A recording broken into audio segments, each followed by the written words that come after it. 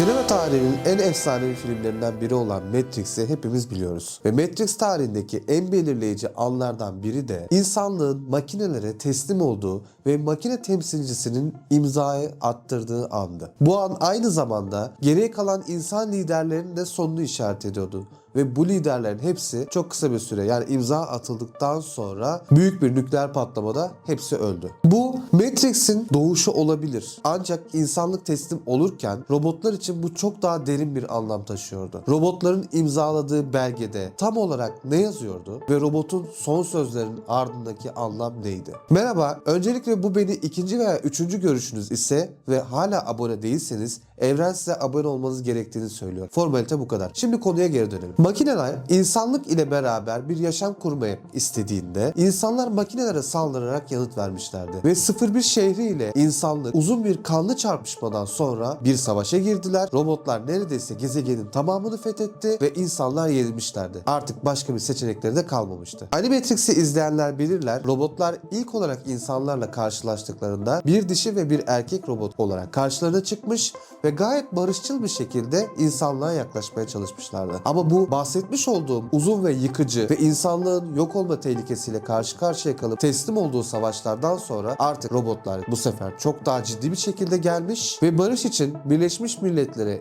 ilk defa ayak bastıklarında bu sefer dünya liderlerine teslim belgesi imzalamak için Birleşmiş Milletler'de buluşmuşlardı. Gelin şimdi bu teslimiyet maddeleri nelermiş, ne gibi zor şartlar altındaymış bir göz atalım. Öncelikle Matrix filminde hatırlarsanız Morpheus insanlarla robotlar arasındaki mücadeleden bahsetmiş ve insanların yenildiğinden de bahsetmiş. Ancak yapılmış olan sözleşmeden herhangi bir şekilde bahsetmemişti. Sonunda kendi ulaşmazlığımızı aşmış ve yapay zekaya can vermeyi başarmıştık. İlk saldıran kim oldu bilmiyoruz.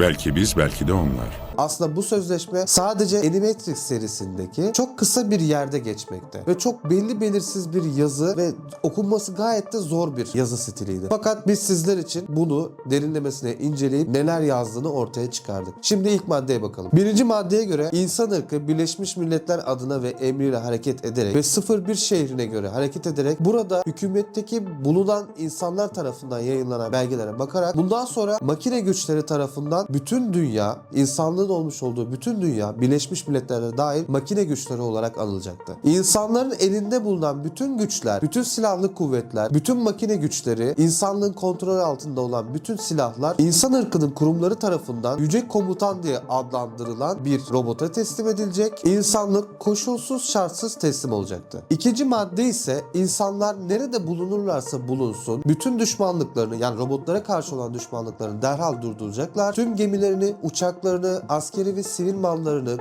koruyacaklar ve bu mallar zarar görmeyecek hiçbir şekilde ve bu saymış olduğum hava araçlarının, makinelerin veya malların hepsi robotlara teslim edilecekti. Üçüncü maddede ise insanlar nerede bulunursa bulunsun tüm insan kuvvetleri kayıtsız şartsız komutanlara ve kendi komutanları altındaki bütün birimleri teslim edecekler ve hiçbir şekilde hareket etmeyeceklerdi. Dördüncü maddede ise tüm sivil, askeri ve donanma yetkilileri, aynı zamanda siviller, askerler, vatandaşlar hepsi herhangi bir şekilde hiçbir yerden komuta almadan hareketsiz bir şekilde bekleyeceklerdi. Aksi takdirde tekrar savaş başlayabilirdi. Ve robotlar bu konuda kesin olarak talimat bildiriyor ve eğer aksi bir durum söz konusu olursa çok daha kanlı insan ırkını ortadan kaldırmakla tehdit ediyorlardı. Aynı zamanda robotlar herhangi bir şekilde yeni bir emir vermedikçe bahsetmiş olduğum siviller ve askeri yetkililer normal görevlerine devam edeceklerdi. Beşinci maddede ise insan ırkının tüm büyükelçileri ve onlardan sonra gelecek olan önemli dünya liderleri kayıtsız şartsız olarak bu maddeleri kabul edeceklerine dair söz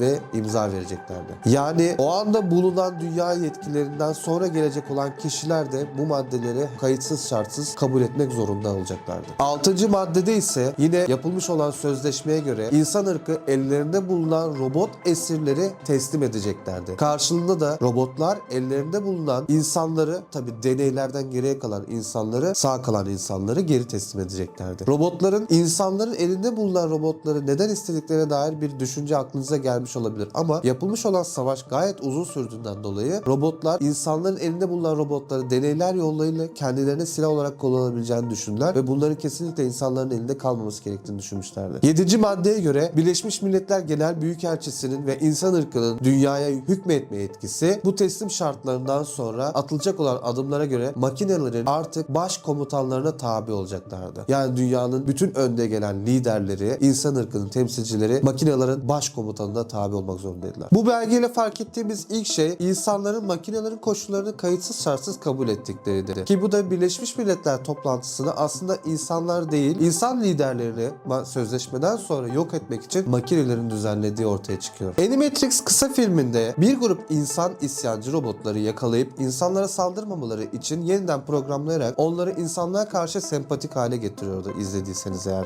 Belki de savaş sırasında insanlar da aynı şeyleri yapmaya çalıştı. Savaşı kendi lehine çevirebilmek için 01 şehrindeki robotları ele geçirip bu robotları iyi bir hale getirip robotlara karşı robot silahı olarak kullanmaya çalışmışlardı ama bu deneylerde işe yaramadı. Sonunda insanlar makinelerin güçlerine teslim olmuşlardı. Ancak teslim olmaları robotlar için yeterli değildi. Bu belgeyi okuduktan sonra o robotların insan liderlere son sözleri mantıklı geliyor aslında. Vücudunuz sadece basit bir araçtır. Vücudunuzu verirseniz sizi yeni bir dünya bekliyor. Bunu talep ediyoruz. Son sözde robotların We demand it demesi, yani bunu talep etmesi. Hand over your flesh, and a new world awaits you. We demand it.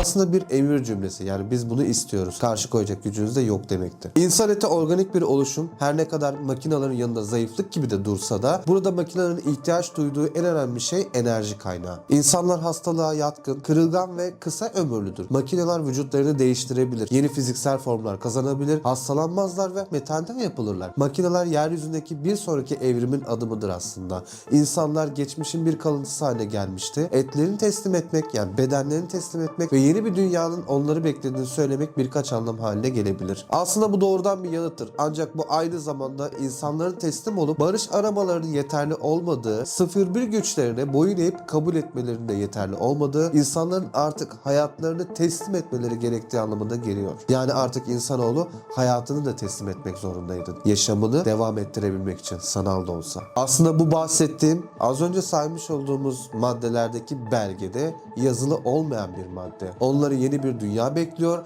Yani makineler insanları kullanacak ve bu yeni dünyada Matrix. Tıpkı bizlerin dünyadaki diğer canlıları yaşamımızı devam ettirebilmemiz için kullandığımız gibi. Birleşmiş Milletler temsilcileri karşısında duran bu korkunç robotun elinde bir parşömen ve diğer elinde de bir elma tuttuğuna dikkatlice bakın. Her iki öğe de bir bilgiyi simgeliyor. Ancak bu sahne aynı zamanda Hristiyan mitolojisine yasak meyve yedikten sonra cennetten kovulan Hazreti Adem ve Havva'nın hikayesine de atıfta bulunacak. Elma biliyorsunuz ki günah sembolüydü. Parşömen ise Tanrı'nın buyruğunu ifade eden bir sembol. Robot bu sembolizmle temelde insanlığın bittiğini ve yeni Tanrı olacaklarını, yani yeryüzündeki en güçlü varlıklar olacaklarını söylemeye çalışıyordu. Makineler dünyadaki insanları köleleştirdi ve şimdi insanoğlu kendi tasarımları olan simüle edilmiş bir dünyada yaşamak zorunda kalacaklardı.